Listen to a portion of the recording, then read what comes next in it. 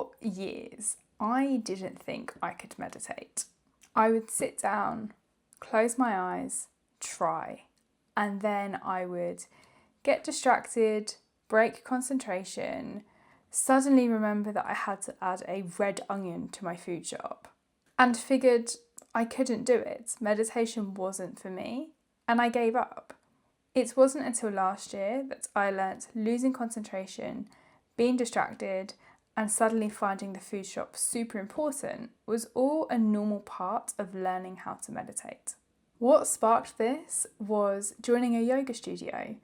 I have been practicing yoga on and off for about 10 years, sometimes in the gym class. Mostly it's been me in my living room with YouTube. I had never been to a yoga studio. I signed up for a block of lessons, and I credit those yoga and meditation sessions as the catalyst for my laser focus on my fertility and ultimately the launch of this podcast. And it was all down to an Instagram ad I saw. High praise for something I clicked and booked on a whim. I would arrive 10 minutes early, leave my phone outside the studio, and sit in silence before the class started. 10 minutes of complete silence, no distractions, was all it took for my breathing to slow down, my heart rate to slow down, my nervous system to calm down. 10 minutes. And during some of these sessions, we would have about 10 minutes of meditation and breathwork built in. After a few sessions, I realised that all of the external noise that was in my brain had gone away. All of the thoughts and feelings and to-do lists and shopping lists and worries had all disappeared. For the first time in as long as I can remember, my mind was clear. That did not last long. Turns out, my brain did not enjoy having all of that empty space. When the external noise turned down, the volume on the internal noise cranked all of the way up, max volume. The inside of my brain sounded like the inside of a 17-year-old boy racer's first car. It was loud. I needed to find a way of trying to make sense of my thoughts, calm the noise. I wasn't sleeping. I was fizzy, and I was talking at 100 miles an hour. The way my thoughts were racing, I couldn't get my words out. I couldn't articulate my thoughts quick enough. That combined with the lack of sleep, and I am meticulous about my sleep, apart from podcast launch week, and I'm having to make an exception. Usually I am regimented and meticulous with my sleep schedule. Not being able to sleep over a prolonged period of time really started to send my brain around the twist and was not helping with the fizziness and talking 100 miles an hour and not being able to articulate my thoughts. I think I had 5 hours, maybe, sleep a night for a few weeks. And I knew that that wasn't sustainable, and I knew I needed to find a way of managing that and resetting my brain so that I could get back to a good routine. I also do not function with no sleep. Is one of the reasons I'm so meticulous about it. For me, sleep is the foundation of everything I do. If I do not sleep well, everything else completely falls apart. And I knew this before I started going to the gym, being up early, going for walks and launching a podcast. My sleep has always been something that I treat and take very seriously. To start going to yoga, start dabbling a little bit with meditation and breath work, find joy in it, discover that I really like it. To have my mind then cause absolute chaos at the same time wasn't something I was prepared for. I knew I needed to find a way to manage that noise in my head.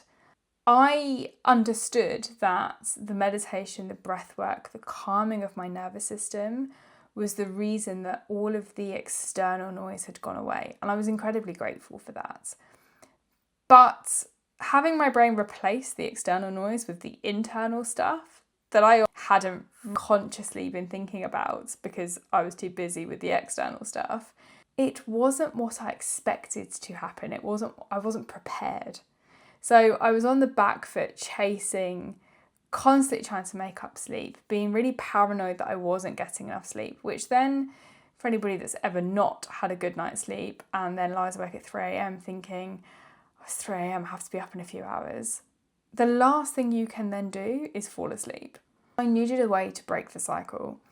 And I started then looking at meditation and breathwork outside of my yoga classes. And when my yoga block finished, I carried on. I found a basic YouTube video for guided meditation. And I also think that's a reason I've continued the practice now, because following a guided meditation works really well for me. I found one on YouTube, sat down, put it on my phone, turn my phone upside down, put it at the other side of the room, sat in silence with my eyes closed. And I got distracted. And I thought about the food shop list and I thought about 100 other things, but I kept going to the end of the meditation. It was maybe 7 to 10 minutes long. And I did that every single day. And I still do it now. I find whatever title is appealing. It doesn't really matter to me which one I use. I make sure I have a 10-minute video ready to go. The mistake I made was, after it worked for a few days and I was getting better at it, I was getting less distracted and worried about the food shop a little bit less, I thought, I know, I'll put this on when I go to sleep. I always listen to a podcast to fall asleep to. Historically, I've listened to true crime, which I love. It's my favourite genre of podcast. But I thought, you know what? Falling to sleep to meditation and positivity is probably slightly healthier for my subconscious than falling asleep to true crime horror stories. So I switched. The problem is I got zero benefit from the meditation because I was asleep within 2 minutes. So the 8-ish minutes of meditation was completely wasted on me. So I switched back. I now don't fall asleep to my meditation. I also started putting on breathwork videos before the meditation. And I'd never really looked into breathwork before the yoga classes, but I started with box breathing. Super simple. 4, 4, 4, 4 in the shape of a box. And again, I found a free video and put it on, did my box breathing, struggled to count for a while until I got the hang of it, and then would do that for 10 minutes, then do my meditation for 10 minutes. I would usually do that in the evening.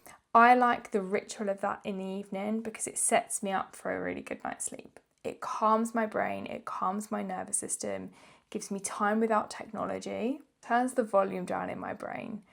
It then means now, when I go to sleep, I have a much deeper sleep, better quality of sleep. And I'm tracking this as well, so I can see the difference it makes. I try to do this every day. On the days that I don't do it, my data shows that my heart rate's slightly more elevated, my sleep isn't as deep, I'm waking up more in the night. I have proofs in the data as well as the proof I have in how I feel. I also love learning, right? It's why I've enjoyed putting this podcast together for so much and why I love deep diving into the research of fertility. Learning the practice of meditation and learning the practice of breathwork is never ending. I don't think you get to expert level, get a gold star and then you're done. It's a continuous practice. And I'm in the very early stages of it, but I love it. And I know that I will continuously learn with this. I also think that's why I find it quite appealing. There doesn't seem to be an ultimate end goal, or at least I haven't got one. I just want to keep improving. Improving my breath work, the ability to meditate, the length of time I can meditate for. For me, it goes back to the process of becoming. That a continued breathwork practice, a continued meditation practice is all about becoming. And that is never ending. As people, we are continuously improving and continuously developing. I have been looking into the research around red light therapy, and I've got a little red light therapy box. During my 20-ish minutes of breathwork and meditation, I am still, no technology, and I'm calming down. I use that time to do my red light therapy as well. This is one of the hacks that I found to incorporate everything I'm trying to do to increase my fertility. There's a long list, and sometimes it feels like a lot to juggle.